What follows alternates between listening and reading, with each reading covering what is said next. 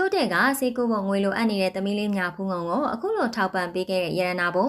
ပရိသတ်များအားလုံးပဲမင်္ဂလာပါရှင်ရတနာဘုံကတော့အကယ်ဒမီမင်းသမီးဖြစ်လာပြီးတဲ့နောက်ပိုင်းမှာအလူတွေလည်းဇက်တိုက်လိုလာခဲ့တာဖြစ်ပါတယ်လက်ရှိမှာဆိုလဲရတနာဘုံကဗုဒ္ဓဝင်ပြိုင်ပွဲမှာတတိယဆုရခဲ့တဲ့သမီးလေးကိုဆွချပေးခဲ့တာပါဒီနေ့ဗုဒ္ဓဝင်ပြိုင်ပွဲမှာတတိယဆုရခဲ့တဲ့သမီးလေးများဖူးငုံကပညာရေးမှာအလွန်တော်ပြီမဲ့ခလေး၃ယောက်ထင်မှာဆိုအချို့တဲ့ဆုံးဖြစ်နေတာပါ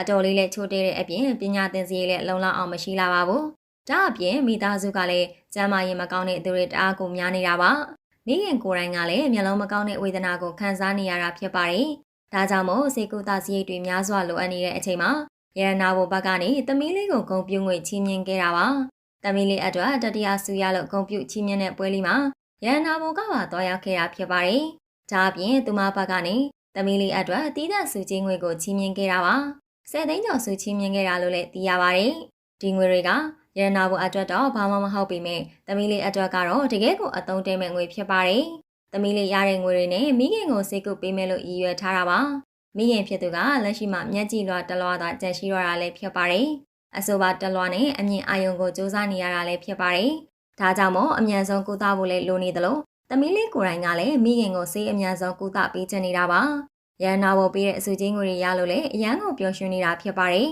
။သမီးလေးတို့မိသားစုကတယောက်ကိုတယောက်ဖေးမကနေထိုင်ကြရတာပါ။မိခင်ဆိုရင်လည်းသမီးလေးကိုအကြောင်းကောင်းကောင်းထားပြီးဖို့ငွေ6ပန်းကျင်လုံးအလုပ်လုပ်တာပါ။ဒါပေမဲ့မျက်လုံးမကောင်းတဲ့အတွက်အလုပ်ကထွက်မလုံးနိုင်ပါဘူး။သူအလုပ်မလုပ်နိုင်လို့ACSကိုမပေးနိုင်ဘူးဆိုကစိတ်အားငယ်နေရတာလည်းဖြစ်ပါတယ်။မျက်လုံးကကောင်းသွားရင်သူတို့မိသားစုကအများကြီးချောင်းလေသွားမှာပါ။ဒါအပြင်သမီးလေးကိုတနာကြလို့ဆိုကချမ်းသာတဲ့သူတွေကနေသိန်း100ကျော်လှူဒန်းပေးတာလည်းရှိပါတယ်။အခုဆိုရင်သမီးလေးကစုချင်းကိုတွေနဲ့သူတို့ရဲ့အိမ်ရဲ့အကျွေးကိုလည်းဆက်နိုင်ပြီးပါပြီ။အိမ်မှာကကျမရေးစည်းတွေကြောင့်အကျွေးပေါ်အကျွေးစနေတဲ့အနေအထားမျိုးဖြစ်နေတာပါ။ဒါကြောင့်မို့ဆက်နိုင်တဲ့လောက်ဆက်ကမိသားစုစီးပွားရေးလေးတစ်ခုလုပ်ဖို့လည်းတွေးထားတာပါ။သမီးလေးကဆရာဝန်ဖြစ်ချင်တာဖြစ်ပြီးအရင်တုန်းကတော့အကြောင်းစည်းအတွက်စိတ်ပူနေခဲ့တာပါ။ကျောင်းတက်ဖို့ကငွေလုံးဝမရှိတာမို့ဆက်တောင်တက်နိုင်မှမလားစိုးရင်ခဲ့ရပါတယ်။ပညာရေးမှာတကယ်လဲတော်တဲ့အပြင်စူးစမ်းကျင်စိတ်လည်းရှိတဲ့ကလေးမို့ပညာသင်ထောက်ပံ့စရိတ်ပါထည့်ရရှိခဲ့ပါတယ်။ဒါကြောင့်မို့တက္ကသိုလ်ဝင်သားမှာအမှတ်ကောင်းကောင်းနဲ့အောင်ရင်စီကျောင်းမှာတက်ခွင့်ရမှာပါ